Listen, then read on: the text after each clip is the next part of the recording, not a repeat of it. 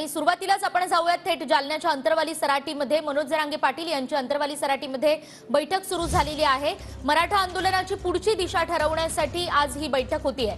24 डिसेंबर पर्यंतची डेडलाईन देण्यात आलेली आहे मराठा आंदोलकांकडून आणि या 24 डिसेंबरच्या अल्टिमेटमवर जरांगे पाटील आज मराठा आंदोलकांसोबत थोड्याच वेळात चर्चेला सुरुवात करतायत। कालच सरकारच्या शिष्टमंडळानं मनोज जरांगेंची भेट घेऊन वेळ मागितली होती आणि आज या बैठकीचं आयोजन करण्यात आलेलं आहे। थोड्याच वेळात प्रत्यक्ष चर्चेला सुरुवात होईल आणि या संदर्भात आपण अधिक जाणून घेणार आहोत आपले प्रतिनिधी दत्ता कनवटे यांच्याकडून। दत्ता, आज कोणकोणते मुद्दे समोर येऊ शकतात या बैठकीतनं?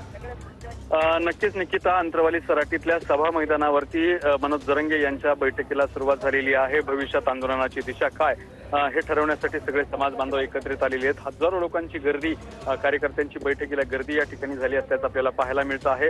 आजच्या या आंदोलनामध्ये सरकारला वेळ होऊन देण्याबरोबरच मुंबईला मोर्चा काढायचा की नाही या संदर्भामध्ये सुद्धा चर्चा होणार आहे आणि त्याचबरोबर साधारणपणे कुणबी नोंदी न सापडलेला जो उर्वरित मराठा समाज आहे त्यांना सुद्धा कशा पद्धतीने आरक्षण मिळवायचं त्या संदर्भातली सुद्धा रणनीती आजच्या या बैठकीमध्ये आखली जाणार आहे। सध्या मनोज जरांगे जे आहेत ते मंचावरती दाखल झालेले आहेत आणि मोठ्या प्रमाणात समाज जो आहे तो मंचाच्या समोर बसल्याचं आपल्याला पाहायला मिळतो आहे।